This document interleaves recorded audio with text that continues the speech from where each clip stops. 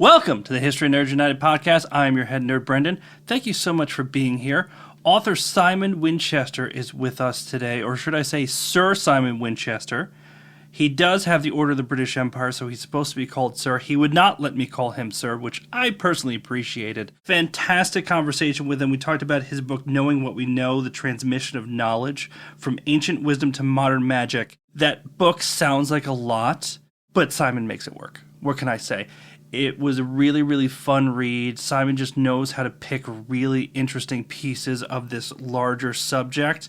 And it was just so fun talking to him. Really deep thinker, has a lot of thoughts on stuff, but so funny to talk to. This is one of my favorites. I hope you're going to enjoy it. So I'm going to shut up so you can find out if you will. Simon Winchester, let's bring him on.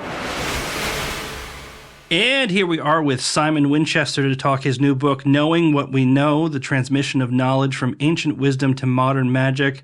Simon, thank you so much for being here. It is a great pleasure. Thanks for having me. Simon, I have to ask you a question up front. This is one of the questions that I just need to know the answer to. Clearly, you were born in London. You are a naturalized American citizen. Does July 4th bring up strong feelings for you one way or the other? Do you feel conflicted on July 4th?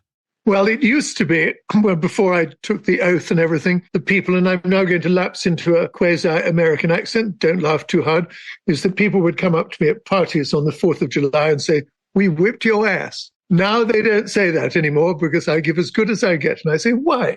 Despite my strange voice, I am just as an American as you are. Oddly enough, it does bring up strong feelings for me because the actual ceremony, which took place on the after deck of the old sailing ship, the USS Constitution, was very moving. It was a woman judge who swore the oath.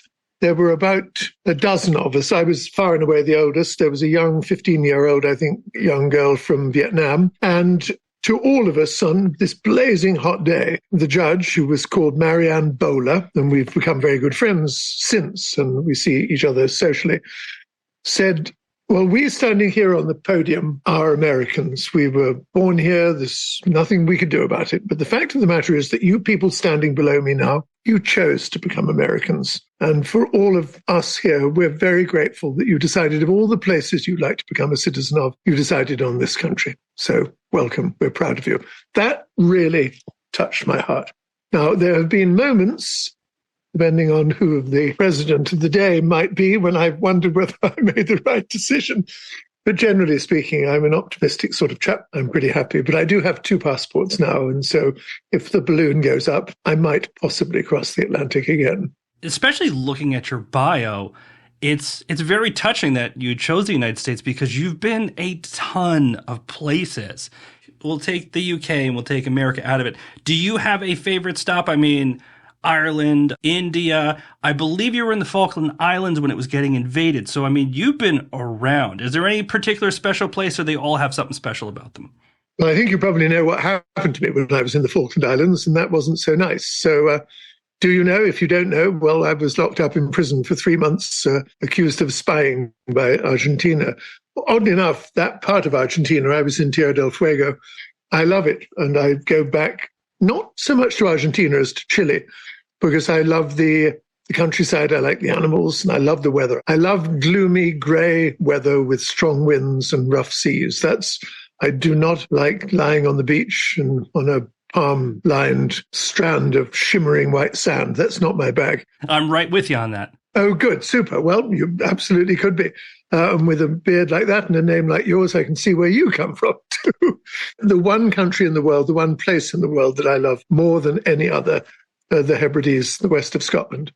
So I used to live on an island called the Isle of Ling, which is the Gaelic word for long, because it was a long, thin island, south of Mull and north of Jura. And if I stood on my desk, I could see through the window in the roof the little bulge on the tip of the island of Jura, where George Orwell lived and wrote 1984. His farm was called Barn Hill in Jura, and my farm that I'm speaking from here in Massachusetts is called Barn Hill as an homage to George Orwell, great hero of mine. So Western Scotland's where I'd like to be. Not now, I'd like to be here talking to you, but if the balloon ever were to go up, that's where I'd go to.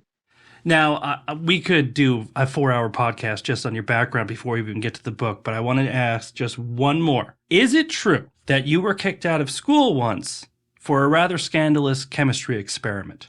Would you like me to describe it to you? Oh, please. Please. It was at the end of, I was head of school, so I'd achieved a sort of decent reputation, sort of. And we were playing cricket. I think I'd had my moment in bat, so I was now relaxing. There was nothing more for me to do. And there was a chap called Wood. I always remember Wood. I was a quasi-scientist, so I was taking chemistry, physics, and zoology at A level, and I think he was doing something like art history or something. So I said, oh, by the way, Wood, we have brand new science laboratories. Would you like to see them? And he said, yes, it'd be lovely. And so we went into the glittering new thing, and I think the chemistry lab was on the very top floor. So I went up there and I said, would you like to see a rather spectacular experiment? And foolishly, he said yes. So this thing, I don't know what you did at school here, that violates all sorts of safety regulations, but it's called the thermite experiment. And thermite is a mixture of aluminium, or as you call it here, aluminum oxide and magnesium oxide. And you build a pyramid out of it, and you put it in a crucible, and you put the crucible on a gauze, and you put the gauze on a tripod. Then to ignite it, you use a strip of magnesium ribbon. So I made this, I don't know, maybe it was about 50 grams, I suppose, a little mountain of this grey powder. And it's used for welding tram rails together. So it burns extremely hot and with a brilliant light. So I stuck in the magnesium and lit it. And we stood back. It wasn't going to explode.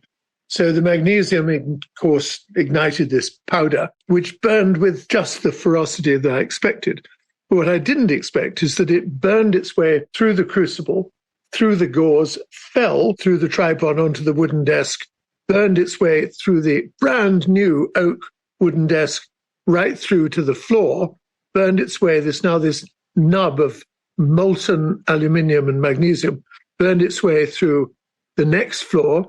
And it's rather like that scene in Alien. So we dashed down to the physics lab, which was underneath, and watched as it came hurtling down through the ceiling, hit the floor, went through the next floor. Anyway, about £50,000 worth of damage to ceilings and floors. And the headmaster, A.N. Hamilton, I remember, called me into his study in Winchester. He said, despite you being head of school, I think it'd be a rather good idea if you left school as soon as possible. And he left teaching and became a breeder of greyhounds. So we both went our separate ways, all thanks to the thermite experiment. Might be one of my favorite stories ever on the podcast. Knowing what we know, I haven't written a book, Simon, but I've talked to enough authors that I sort of understand that you have a book idea, you might go to your editor, agent, whoever it is. I feel like you've probably given somebody a few gray hairs because, I mean, we're talking about knowing what we know, which is about knowledge. You also have a book on land. And it has to really scare a publisher when you say these big, big things and they're sitting there going, oh God, is he going to write a 5,000-page book? We can't sell a 5,000-page book. How do people react when you start with these ideas? Or do you start them smaller and they get bigger as you go along? No, in fact, this is a very good moment to be having this discussion because at the moment, I've done a proposal for what I want to be my next book. I'm calling it The Breath of the Gods, A Natural History of the Wind. And exactly this kind of a discussion, I could see them saying, oh my God, does he have to? Now given them so detailed a proposal to show that, in my estimation, and I'm quite probably wrong, it is possible to do a history of the wind in under, 450 pages, something like that.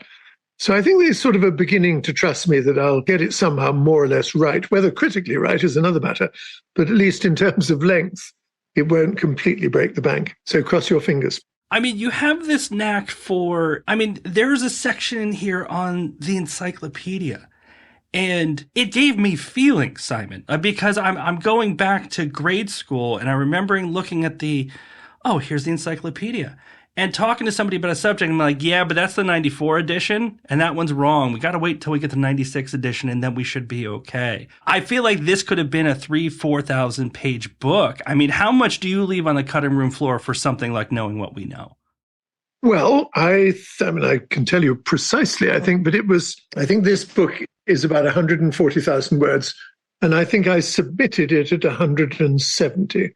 So there'll be 30,000 words on the cutting room floor. And there's a great deal of negotiation in the process. My editor I mean, this book comes out simultaneously in London and New York, but basically it's edited here in New York. And my editor, Sarah Nelson, I love her dearly, but she's brutal. And when she says, great, but we're going to have to take one in every 6 pages out, as it were, it breaks my heart. But we battle back and forth. No, this can go, well, but only if that stays.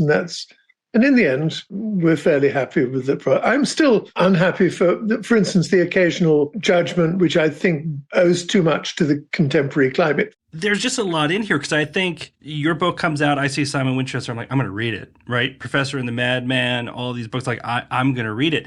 And it's one of those books where you kind of go into it almost saying like, I don't know what's going to be in here. I'm excited to see what's going to be in here.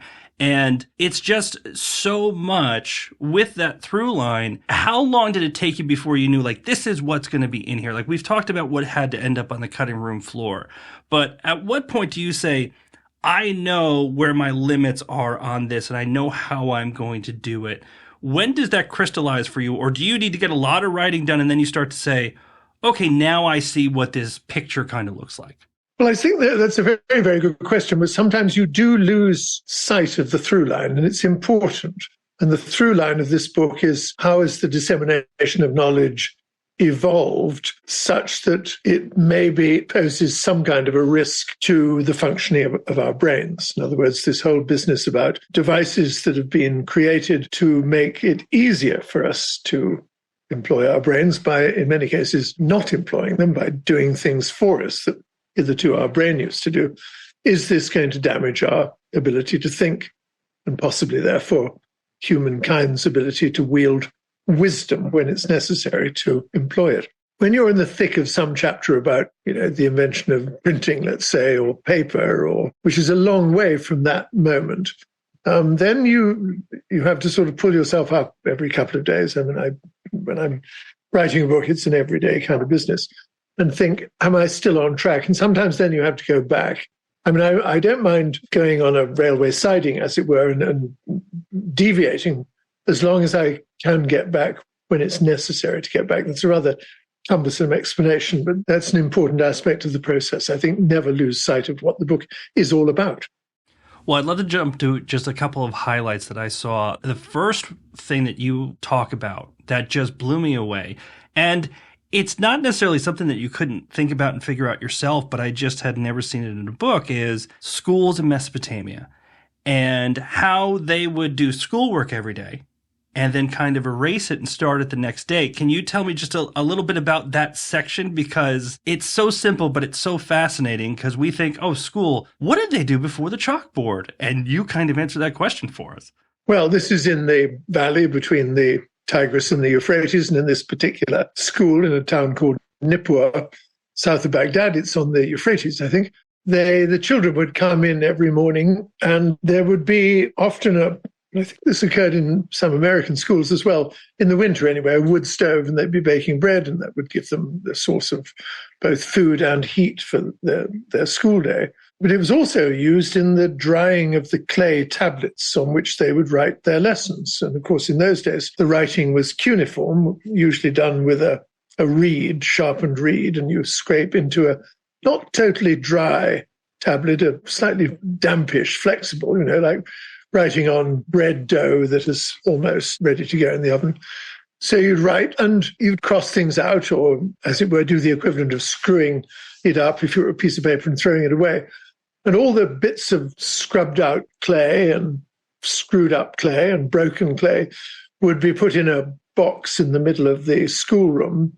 And then at the end of the day, one of the kids would be charged with taking this box out to the riverside and putting water into it and forming a slurry and turning it back into a sort of clay soup, and then pressing it with his hands and making new, fresh tablets, which you'd leave on the bread oven overnight, so that when you came back into class, there would be tablets, fresh, new tablets for you to do your writing for the day. So it was wonderfully sustainable.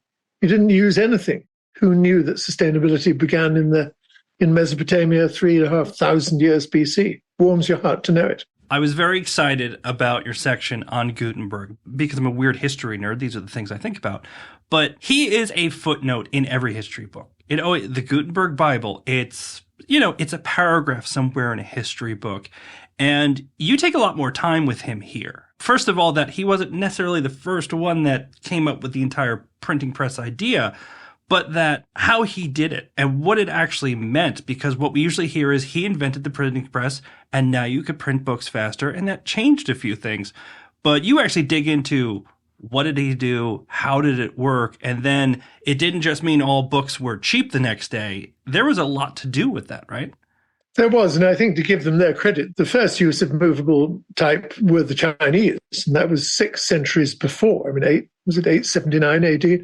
There's a famous one, and it was distributed free. It was called the Diamond Sutra, and it's in the British Museum in London. That's the first, and then the Koreans got into using, that was in with wooden type, I think, or wooden type. And then the Koreans did the same thing, not too much longer. And then there was a sort of 600-year gap before Gutenberg in Mainz in Germany and Caxton in London came up more or less simultaneously with the idea of movable type. Not letterpress, that had been invented, but movable type was more or less their own. Well, creating the whole process of creating the type, the font size, the design, and the business of making what are called punches, and then the whole process, which I describe in some detail in the book, takes an age. And Gutenberg was eternally short of money and being sued by people. And so he was living on a very tight rein financially. But finally, he worked out how to do it and built a press, and then decided on, and mainly for export to other countries, he would create a printed version of the Vulgate Bible, which is an early translation in Latin. And I forget how many copies he actually made, but there are, I think, 46 of them surviving to this day.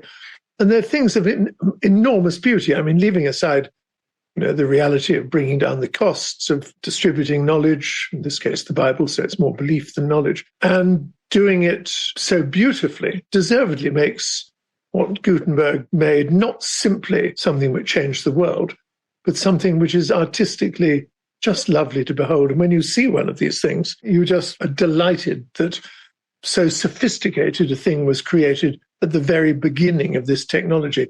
So I certainly give Johannes Gutenberg much more than a footnote, because he was an admirable fellow and he changed everything. And of course, one of the things that was printed very soon after he invented it was Martin Luther's famous critique of one aspect of Roman Catholic dogma, and triggered the Protestant Revolution or Reformation, which gave us these 2 churches, one based in Rome and one based in Canterbury, and shook up Europe to its very foundations. So the revolutionary aspect of this printing machine became apparent within 50 years of it having been made, and that is quite remarkable. What I also found very interesting about this is the business of publishing started right away. Gutenberg wasn't this super pious guy who said, the first thing must be a Bible. He looked at it and said, I'm only going to make my money back if I do a Bible, right? Yeah, he was very money conscious, and I think when he passed away, he was not a rich man. So it was very little to do with spirituality. He was prompted by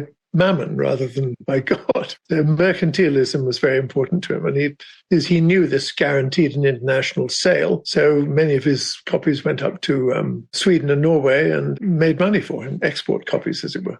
And I should say throughout the book, I think you're very balanced, trying to show both sides of things, but I'm going to jump a little bit further ahead now.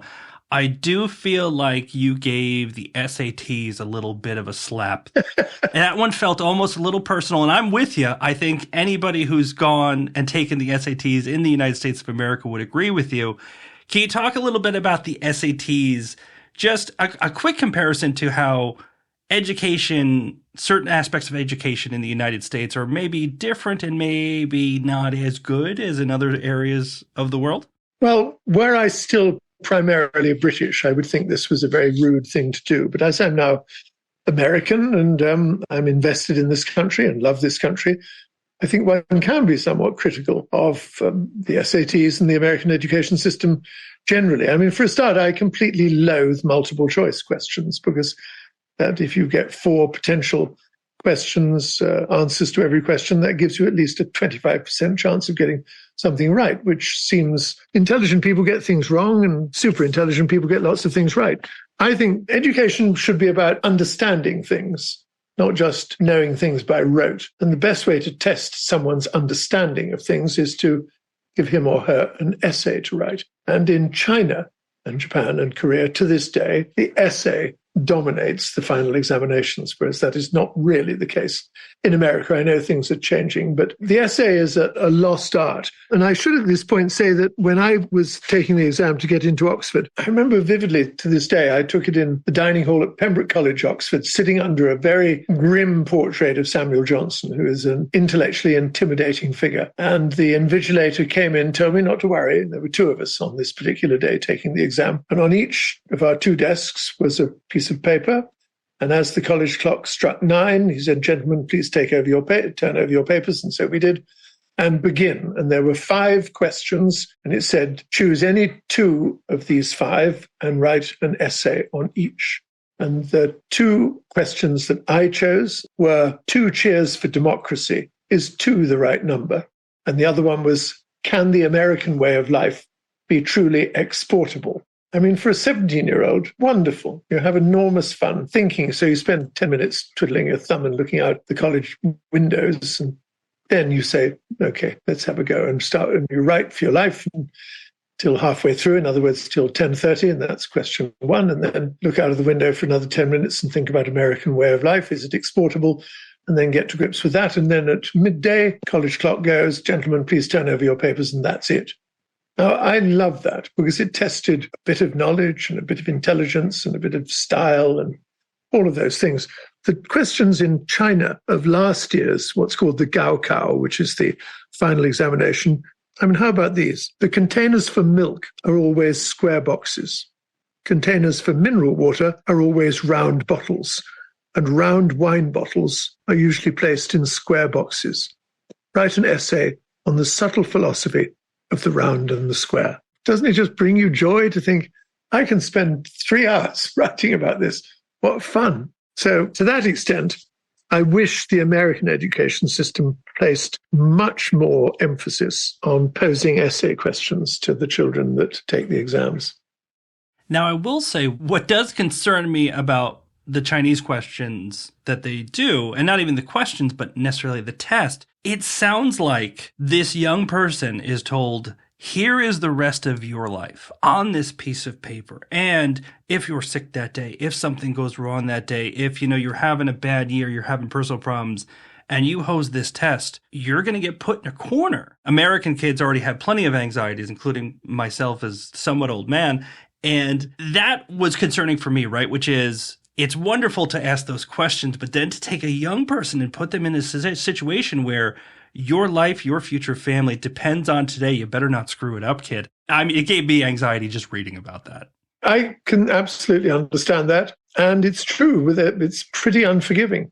If you fail to do well, then you won't get into a tip-top university. And if you do horribly badly, then your life, initially at least, you will not be very prosperous. There is always the possibility, of course, and it happens time and again, that you will break out of these constraints and show people that you're actually much brighter than the exams. But people have been thinking this kind of thing for thousands of years. I mean, the Confucian examination system, China's examination hell, as some people called it, this was the same emperor that created the Great Wall of China who came up with this system. It just weeds out the best people. In that case, it wasn't to join corporations and lots and lots of money. It was to run China. The people that do the best in the Confucian exams were the people who would run China and run it pretty well for 3,000 years until the revolution of 1911. I think to keep a civilization going and going so well for so long is pretty admirable. And much of the admiration comes from the very, very good education system they had in the country. The moment that Confucian exams stopped, then you got years of madness, and you got the warlords, and then you got the revolution, the communist revolution, the civil war, Great Leap Forward, Cultural Revolution, Tiananmen Square, all of these things happened. Now they've reestablished the examination system, not in the old style. You don't have to know the Confucian, the Analects of Confucius. What you do know, you've got to know pretty well. So yes, it's terrifying, and it just adds another layer of stress to a youngster's life. But for the country, probably a good thing. And I do want to come back to Tiananmen Square, But first, I want to admit that you gave me a bit of a reality check. When you came for the SATs, it didn't bother me at all. My American ego did start to kind of get pricked a little bit when you started comparing the creation of the BBC with the chaos of how American TV kind of started up. And I say it's a reality check because I'm like, but BBC, it's just a state-run whatever. It's probably putting out this. And then, of course, I looked at American TV and I said, oh, maybe he's got a point here because we're way off the rails and a lot of different stuff. And a lot of the shows that I love, not to sound like one of those guys, I just really love British shows. I do. So maybe have a point there, but I will have to admit I needed a reality check a little bit and kind of keep going through the pages and say, Simon almost lost me here, but he got me back. Well, I'm glad I did. And let me please, very courteously, I hope, upbraid you about one point. It is not state-run broadcaster. State has nothing to do with it. It is financed by the people. And that is because everyone that owns a television or radio set in Britain has to pay a license for owning it. The fee is set by the government each time for 5 years. In other words, it's now, I think, £159 a year. And there's always a great debate about whether the government, which is constantly being attacked, lambasted by the BBC, will or will not raise it. The broadcaster wants it to be raised. The government would say, no, why should we raise the license fee and give them more money to mount even more swingeing attacks against us? But generally speaking, that degree of separation of the government from the broadcaster has worked pretty well. So not surprisingly, the BBC is currently ticked off because Mr. Musk, in his wisdom, has decided to call the BBC, along with NPR in this country and NHK in Japan, a government-run broadcasting operations. And NPR here has all sulky about it and said, no, we're simply not going to tweet anymore. The BBC simply complained to Musk, and I'm sorry, we're not government-run at all. Look, this is how it's done. This is how it's financed. And Musk has backed down and said it's, I forget the phrase they use, but anyway, it's not government-run. I hope I haven't sounded at all angry in saying this, but I want to be it firmly known that it is not a government-run broadcasting organization. Oh, and listen, Simon, you explained it very, very well, but I wanted to be right. So in order to just make that go away, I wanted to use that familiar refrain. But we're just going to agree to disagree on that one. People have to read the book and make decisions for themselves. Joking aside, of course, it's not, and I was kidding, but it was very interesting because I thought about it, right? And it seems to me, and this is very macro, very kind of talking high stereotypes and everything, it just does kind of seem like that kind of American and British divide, right? Where in America, it's like, you're not going to tell us how to do TV. No one's going to tell us how to do TV. And we're all just going to do our own thing all over the place. And it's interesting to think through that, right? About how things grow differently. And as the book talks about, how that knowledge then permeates through things. It's an interesting thought experiment. And then it might hurt your head a little bit if you think too long. Yes, I think the quality of BBC output remains pretty good. There have been some mistakes along the way, but particularly when I was relatively small in the 60s and 70s and 80s, the quality was amazing. And I still, to this day, I don't know if you're a fan, but things like Fawlty Towers, and they only ever made 12 episodes. I mean, that's absolutely a classic decision to say, we're not going to make any more. Although I gather John Cleese, now in his dotage like me, is making a new series. And I think that would be a terrible, terrible mistake. On the other hand, compare that to something like Seinfeld, and it's more like 1,200 episodes because people are so keen to monetize the franchise, as they call it. Whereas the BBC just wanted to get as much quality out of it as possible. I like the fact also that when BBC Radio was the dominant medium, once again, I think I was a young boy, I was told, and it's true, that newsreaders, even though they couldn't be seen, had to wear full evening dress to read the news. The idea being that the formality of the news required them to be wearing a tuxedo, even though no one could see them. That's the BBC for you. It feels like slightly an attack on me right now, Simon, because I am wearing sweatpants for this interview. But I was born in America. This is what we do. That's perfectly legitimate, yes. The dark side of what we're talking about, jumping back to Tiananmen Square, Anybody who's listening to this is going to know what happened in Tiananmen Square in China and all of those things. And you talk about that even today, it's been scrubbed from Chinese history. If you grow up in China, you will never hear about it. You will never see the picture of that man in front of that tank. And what was really amazing was when you sat down with 3 Chinese students who were in America and asked them the question. And I believe you said 2 of them knew and the third one didn't, and said, what are you talking about? And the other 2 had to be like, oh. That's absolutely right. Yeah. It was chilling. I was at Williams College talking to them about the Gaokao, that examination from which I read your question just now. And I mentioned something about the Tiananmen Square incident. I think that was the phrase I used.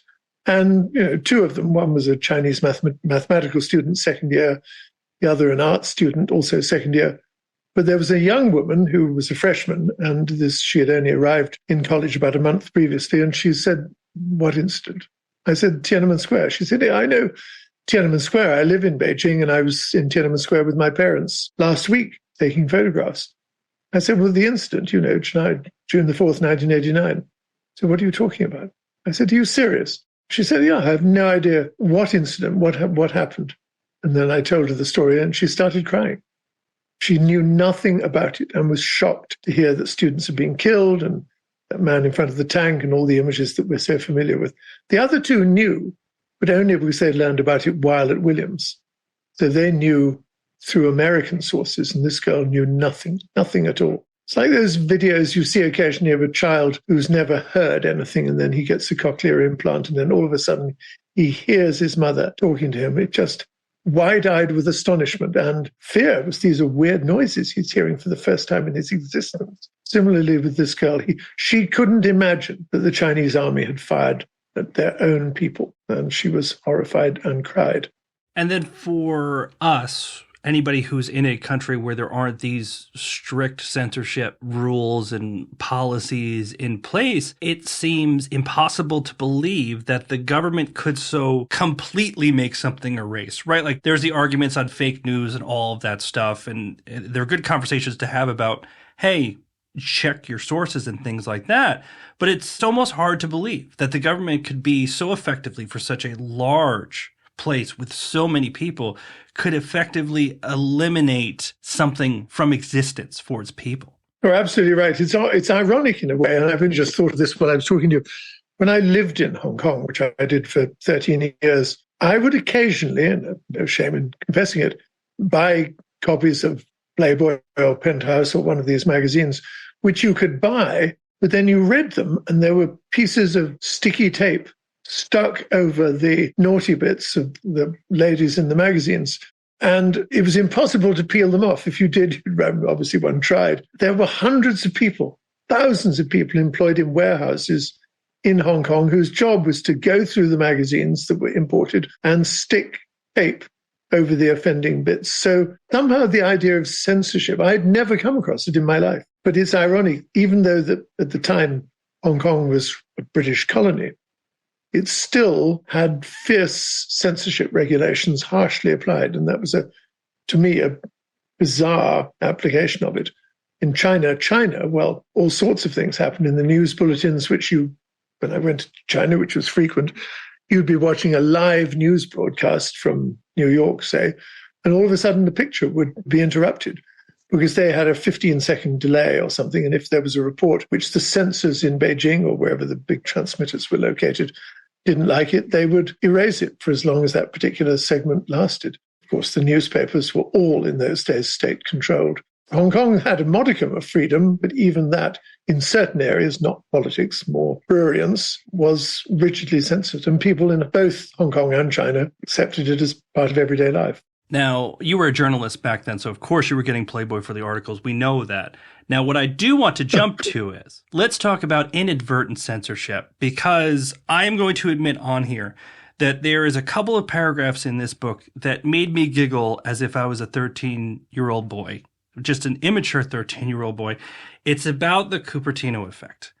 And it's about how autocorrect will sometimes censor things that are not inappropriate, but sound inappropriate. Now, did you write this because you wanted to just get to people like me who sometimes, I think I'm so smart, and then I read a section of this and I start giggling like, there's a bad word in the middle of that guy's name.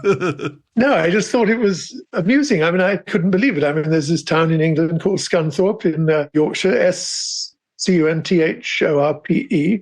And because the spell checker parses these things, every combination of letters, it saw in that particular word 4 letters together, which say something which shouldn't be said. And so it essentially stops you using that word. And there it happens dozens and dozens of times. And the algorithms it's like facial recognition and telling you can't come in this cinema. I was walking down 46th Street the other day in New York past Radio City Music Hall.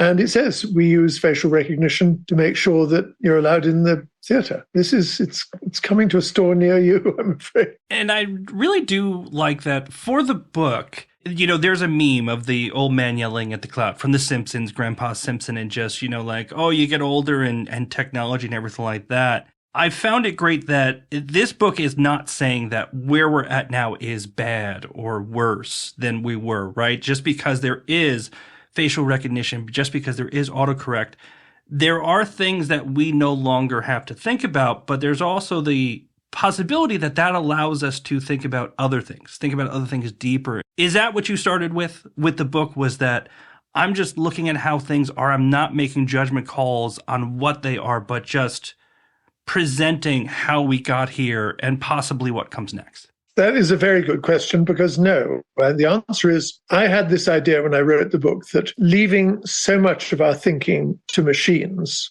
from adding and subtracting to spell checking to knowing things, because Google means you don't have to remember anything because it's all there at the touch of a glass panel. GPS is an obvious example. I had a friend, I was in Washington, D.C. the other day, and a friend came to lunch and she said that she, of course, to get to the restaurant, used GPS, but the moment she switched it off and got out of her car, she realized for the first time in her life she had lost her sense of direction.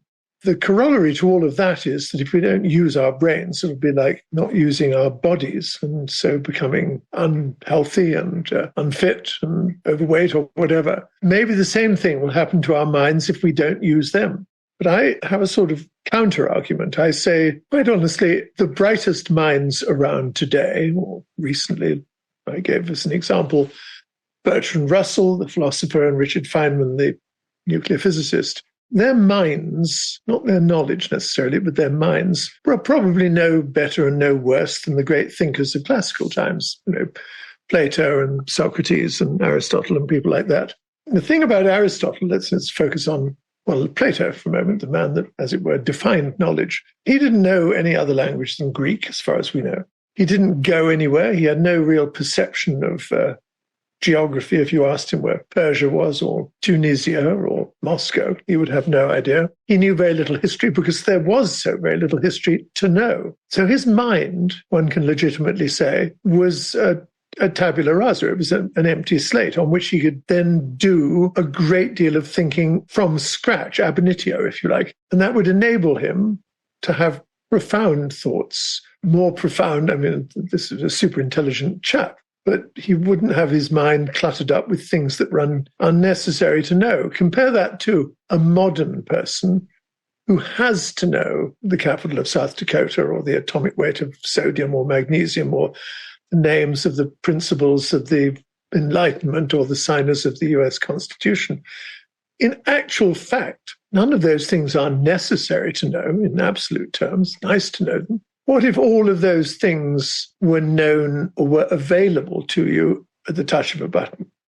Then your mind, it's as if your brain has been rinsed under a tap of cold running water, and all the superfluous information that's clogging as it were, your arteries, if the brain had arteries, are washed away, and you put your brain back in your head, and you have the same sense of vision and thoughtfulness as Aristotle or Plato, but it's not clogged up with useless information. So now you too can think great thoughts, and we can therefore each have the potential, at least the most intelligent of us, of being the new Plato, Socrates, or Aristotle of the age, and new thoughts, unimagined thoughts.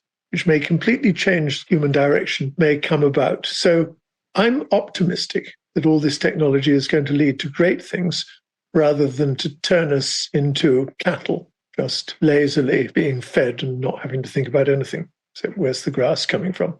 I think there is a direct corollary between time spent on Twitter and your intelligence level. I think you just need to find that nice little level of you see some fun things and you learn a few things, and then you just need to kind of get off it. I think that would kind of clear out the brain and give that good rinse that you're talking about. You're joking, of course. Of course.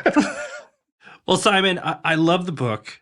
And there are people who say, like, this seems out of my realm. I don't read history. I don't read nonfiction, knowledge. I don't want to read about that. If I put one of those people in front of you and they said, why should I read Knowing What We Know? What would you say? You could learn about the existence of a substance out of which they were going to make an aircraft carrier in 1944. And that substance is called pykrete, and it is one of the strongest substances ever made. And it is made of a mixture of wood shavings and ice. So providing you keep it cold enough, this is what Lord Mountbatten said at the end of the war, you could tow this 2,000 feet long aircraft carrier made of ice and wood shavings out into the middle of the Atlantic and land and take off aircraft to and from it to shoot down German submarines. I think simply knowing that, learning that small fact, is worth the price of admission to this book. And there's a million of facts just like that. Simon, it's fantastic. Thank you so much for coming on. I appreciate your time. A great pleasure. Thank you. And that's it for this episode. Simon, thank you so much for coming on. Nerds, please hit us up. Facebook, Instagram, Twitter. Listen to other episodes of the podcast. Please leave us reviews, leave us comments. We love hearing from you. And if you're giving us a 5-star review, it will make our day. Until next time, nerds, stay cool.